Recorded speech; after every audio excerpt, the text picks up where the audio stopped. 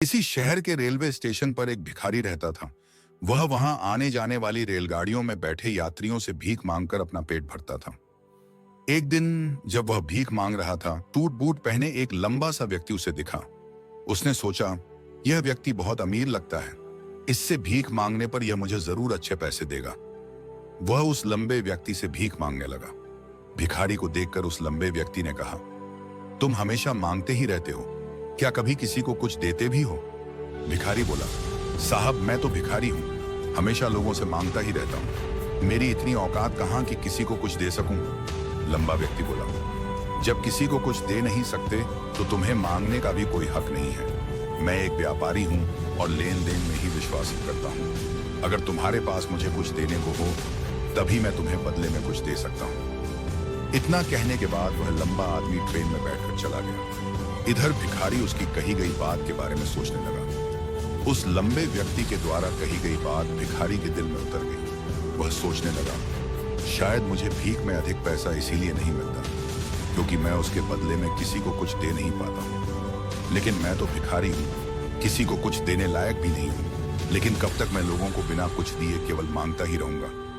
बहुत सोचने के बाद उस भिखारी ने निर्णय किया कि जो भी व्यक्ति उसे भीख देगा उसके बदले में वह भी उस व्यक्ति को कुछ जरूर देगा। लेकिन अब उसके दिमाग में यह प्रश्न चल रहा था कि वह खुद भिखारी है तो भीख के बदले में वह दूसरों को क्या दे सकता है। इस बात को सोचते हुए 2 दिन हो गए, लेकिन उसे अपने प्रश्न का कोई उत्तर नहीं मिला था। तीसरे दिन जब वह स्टेशन के पास बैठा हुआ था, तभी उसकी नजर कुछ फूलों पर पड़ी जो स्टेशन के आसपास के पौधों पर खिल रहे थे। उसने सोचा, क्यों ना मैं लोगों को भीख के बदले कुछ फूल दे दिया करूं। उसे अपना यह विचार अच्छा लगा और उसने वहां से कुछ फूल तोड़ लिए। अब वह ट्रेन में भीख मांगने पहुंचा। अब जब भी कोई उसे भीख देता तो उसके बदले में वह भीख देने वाले को कुछ फूल दे देता। उन फूलों को लोग खुश होकर अपने पास रख लेते थे। अब भिखारी रोज फूल तोड़ता और भीख के बदले में उन फूलों को लोगों में बांट देता था। कुछ ही दिनों में उसने महसूस किया कि अब उसे बहुत अधिक लोग भीख देने लगे। वह स्टेशन के पास के सभी फूलों को तोड़ लाता था। जब तक उसके पास फूल रहते थे तब तक उसे बहुत से लोग भीख देते थे, लेकिन जब फूल बांटते बांटते खत्म हो जाते तो उसे भीख भी नहीं मिलती थी। अब रोज ऐसा ही चलता रहा। एक दिन जब वह भीख मांग रहा था तो उसने देखा कि वही लंबा व्यक्ति ट्रेन में बैठा है, जिसकी वजह से उसे भीख के बदले फूल देने की प्रेरणा मिली थी। वह तुरंत उस व्यक्ति के पास पहुंच गया और भीख मांगते हुए बोला, आज मेरे पास आपको देने के लिए कुछ फूल हैं, आप मुझे भीख दीजिए तो बदले में मैं आपको कुछ फूल दूंगा। उस लंबे व्यक्ति ने उसे भीख के रूप में कुछ पैसे दे दिए और भिखारी ने कुछ फूल उसे दे दिए। उस लंबे व्यक्ति को बात बहुत पसंद आई। वह बोला, वाह क्या बात है, आज तुम भी मेरी तरह एक व्यापारी बन गए हो। इतना कहकर फूल लेकर वह लंबा व्यक्ति अपने स्टेशन पर उतर गया। लेकिन उस लंबे व्यक्ति द्वारा कही गई बात एक बार फिर से उस भिखारी के दिल में उतर गई। वह बार बार उस लंबे व्यक्ति के द्वारा कही गई बात के बारे में सोचने लगा और बहुत खुश होने लगा। उसकी आंखें अब चमकने लगी। उसे लगने लगा कि अब उसके हाथ सफलता की वह चाबी लग गई है जिसके द्वारा वह अपने जीवन को बदल सकता है। वह तुरंत ट्रेन से नीचे उतरा और उत्साहित होकर बहुत तेज आवाज में ऊपर आसमान की तरफ देखकर बोला, मैं भिखारी नहीं हूं, मैं तो एक व्यापारी हूं। लोगों ने उसे देखा तो सोचा कि शायद यह भिखारी पागल हो गया है और अगले दिन से वह भिखारी उस स्टेशन पर फिर कभी नहीं दिखा। 6 महीने बाद इसी स्टेशन पर 2 व्यक्ति सूट बूट पहने हुए यात्रा कर रहे थे। दोनों ने एक दूसरे को देखा तो उनमें से एक ने दूसरे से हाथ मिलाया और कहा, क्या आपने मुझे पहचाना?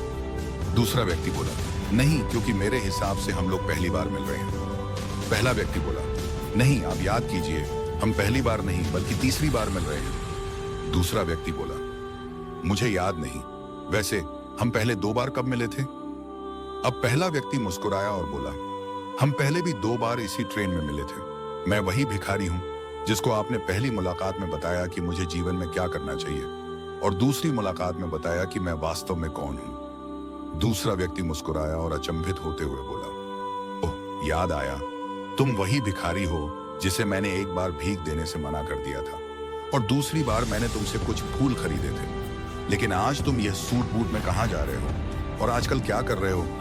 तब पहला व्यक्ति बोला, हाँ, मैं वही भिखारी हूं, लेकिन आज मैं फूलों का एक बहुत बड़ा व्यापारी हूं और इसी व्यापार के काम से ही दूसरे शहर जा रहा हूँ। कुछ देर रुकने के बाद वह फिर बोला, आपने मुझे पहली मुलाकात में प्रकृति का वह नियम बताया था जिसके अनुसार हमें तभी कुछ मिलता है जब हम कुछ देते हैं। लेन देन का यह नियम वास्तव में काम करता है।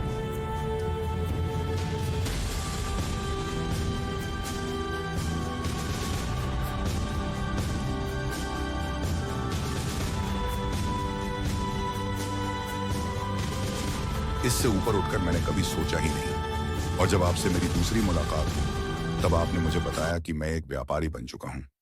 अब मैं समझ चुका था कि मैं वास्तव में एक भिखारी नहीं बल्कि व्यापारी बन चुका हूं। मैंने समझ लिया था कि लोग मुझे इतनी भीख क्यों दे रहे हैं, क्योंकि वे मुझे भीख नहीं दे रहे थे बल्कि उन फूलों का मूल्य चुका रहे थे। सभी लोग मेरे फूल खरीद रहे थे क्योंकि इससे सस्ते फूल उन्हें कहाँ मिलते। मैं लोगों की नजरों में एक छोटा व्यापारी था, लेकिन मैं अपनी नजरों में एक भिखारी ही था।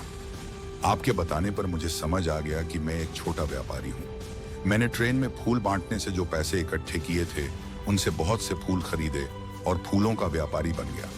यहाँ के लोगों को फूल बहुत पसंद हैं और उनकी इसी पसंद ने मुझे आज फूलों का बहुत बड़ा व्यापारी बना दिया। दोनों व्यापारी अब खुश थे।